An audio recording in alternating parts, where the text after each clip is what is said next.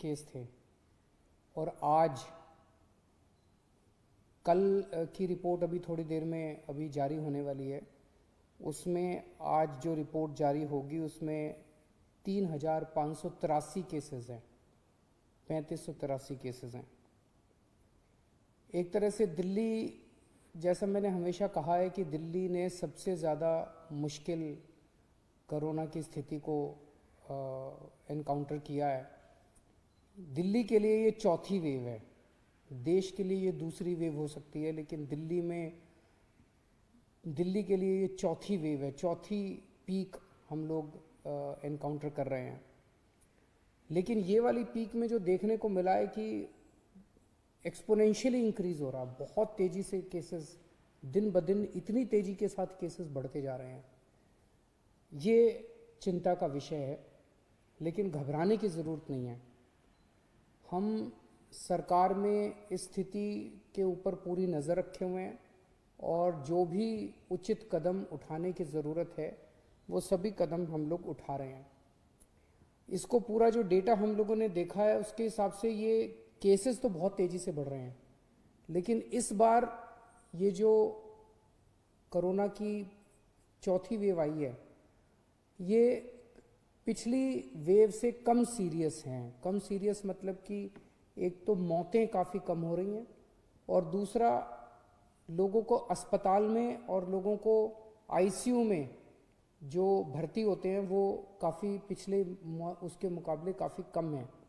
हम ये देख रहे थे कि अक्टूबर के महीने में जब लगभग इतने ही केस 3-4 हज़ार केसेस डेली आ रहे थे, उस वक्त आईसीयू में लगभग 1700 के करीब पेशेंट्स थे और आज लगभग 800 के करीब 50% के करीब पेशेंट्स हैं। उन दिनों में जब डेली 3-4 हज़ार केसेस आ रहे थे, 40 के करीब मौत डेली हो रही थी। आज 10-12 के करीब मौत डेली हो रही हैं। तो अभी ये वाली जो वेव आई है ये पिछली वाली वेव के मुकाबले में कम सीरियस है कि लोगों को कम अस्पताल जाना पड़ रहा है, होम आइसोलेशन में लोगों का इलाज अच्छे से हो रहा है। अभी जो स्थिति है, सरकार में लॉकडाउन किसी भी तरह का करने का कोई विचार नहीं है। हम स्थिति पे नज़र रखे हुए हैं। भविष्य में अगर ज़रूरत कभी पड़ेगी तो मैं आपसे बातचीत करके ऐसा कोई निर्णय लिया जाएगा, लेकिन अभी फ़िलहाल कोई लॉकडाउन करने का सरकार का निर्णय नहीं, सरकार का विचार नहीं है।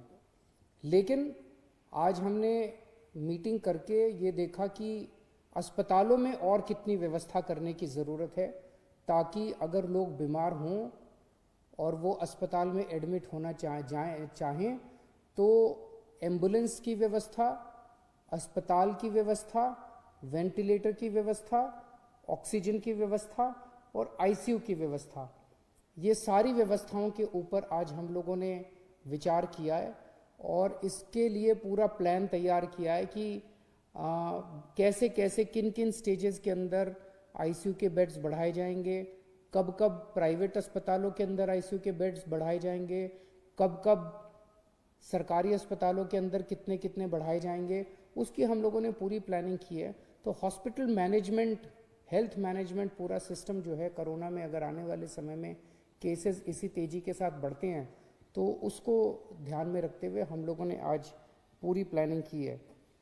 मुझे लगता है कि हमारे सामने मोटे मोटे तौर पे 3 काम हैं। एक, इसको फैलने से किस तरह से रोका जाए, जिसमें हम हमेशा कहते हैं टेस्ट, ट्रेसिंग एंड आइसोलेशन। उसको बहुत एग्रेसिवली अब किया जा रहा है और जहाँ जहाँ कंटेनमेंट जोन्स बनाने की ज़रूरत है वहाँ कंटेनमेंट जोन्स बनाए जाएंगे और इसको फैलने से रोकने की कोशिश की जाएगी। लेकिन इसमें सरकार का रोल तो शायद बहुत कम है। सबसे बड़ा रोल जनता का है, सबसे बड़ा रोल आपका है। हम दिल्ली वालों ने पिछली 3 पीक्स को कितनी खूबसूरती के साथ टैकल किया और हम कामयाब हुए। मैं आज आपसे सबसे हाथ जोड़ के प्रार्थना करता हूँ कि फिर से वापस मास्क पहनना चालू कर दीजिए। इसको मास्क को यही एक चीज़ है, मास्क पहनना, सोशल डिस्टेंसिंग और अपने हाथ लगातार धोना, ये अगर हम करेंगे तो इसको फैलने से रोक सकते हैं। दूसरी चीज़ है हॉस्पिटल मैनेजमेंट की। अगर हम बीमार हो जाएं तो हमारे लिए उचित हॉस्पिटल में जगह होनी चाहिए, हमारे अच्छा इलाज होना चाहिए, उसके ऊपर सरकार उचित कदम उठा रही है।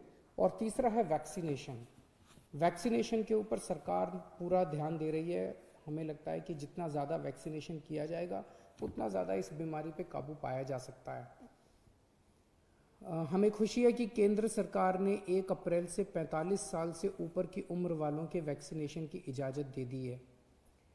कल हम लोगों ने 71,000, दिल्ली में 71,000, हमारी कैपेसिटी अब 96,000 की हो गई है, 71,000 वैक्सीनेशन किए। हमें 2 दिक्कतें आ रही हैं। एक तो ये कि केंद्र सरकार ने गाइडलाइन की है कि जहाँ भी वैक्सीनेशन होगा वो केवल और केवल अस्पताल या हेल्थ फैसिलिटीज़ के अंदर हो सकता है। उसमें शुरू में ये डर था कि अगर वैक्सीनेशन के कुछ साइड इफ़ेक्ट हो गए, कोई रिएक्शन हो गया, तो वहाँ पे तुरंत कोई फैसिलिटी होनी चाहिए ताकि उसका इलाज किया जा सके। लेकिन अब तो 4 महीने हो गए, 3 महीने हो गए लगभग वैक्सीनेशन करते हुए। कल बता रहे हैं 71,000 हमने वैक्सीनेशन किए, जिसमें 4 लोगों को थोड़ा बहुत वो हुआ रिएक्शन वगैरह, और वो ठीक हो गए, घंटे 2 घंटे के अंदर वो लोग ठीक हो गए। तो अब ये तो सामने आ गया कि ये सेफ है। तो अगर ये सेफ है तो केंद्र सरकार अगर हमें मास लेवल पे वैक्सीनेशन करना अलाउ करे तो हम कम्युनिटी सेंटर्स में, स्कूलों के अंदर, मतलब कई 100 हज़ारों हम फैसिलिटीज़ क्रिएट करके इसको युद्ध स्तर के ऊपर वैक्सीनेशन ड्राइव शुरू कर सकते हैं। और अगर युद्ध स्तर के ऊपर वैक्सीनेशन ड्राइव शुरू की गई तो मुझे लगता है कि कोरोना को कंट्रोल करने में हम लोगों को मदद मिलेगी। उसकी हम पूरी, इसके बारे में उचित व्यवस्था की जा सकती है कि जहाँ जहाँ करेंगे हम एम्बुलेंस का इंतज़ाम कर दें, वो तुरंत कोई फर्स्ट एड का इंतज़ाम कर दें, उनको अगर किसी को बाई चांस कोई रिएक्शन वगैरह होता है तो उसको देखभाल करने का इंतज़ाम किया जा सकता है।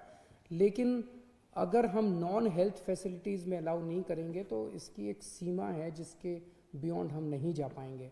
और दूसरा ये कि अब ये उम्र 45 साल की उम्र वाला क्लॉज हटा के और सारी जनता को एक साथ वैक्सीनेट, युद्ध स्तर के ऊपर वैक्सीनेशन करने का कार्य कर देना चाहिए ताकि हमें सबको इससे निजात मिल सके, कोरोना से निजात मिल सके। तो मैं उम्मीद करता हूं कि केंद्र सरकार इसको पूरा गौर करेगी और युद्ध स्तर के ऊपर राज्य सरकारों को अपने स्तर पे वैक्सीनेशन करने की इजाज़त देगी। और अंत में मैं जनता से अपील करना चाहता हूं कि दिल्ली की जनता ने बड़े बड़े काम करके दिखाए हैं और ये चौथी वेव भी हम लोग ज़रूर इस पे काबू पाएंगे। लेकिन आपसे फिर से अपील है कि मास्क ज़रूर पहनिए, सोशल डिस्टेंसिंग कीजिए और अपने हाथों को लगातार साबुन से या सैनिटाइज़र से साफ़ करते रहिए। बहुत बहुत शुक्रिया।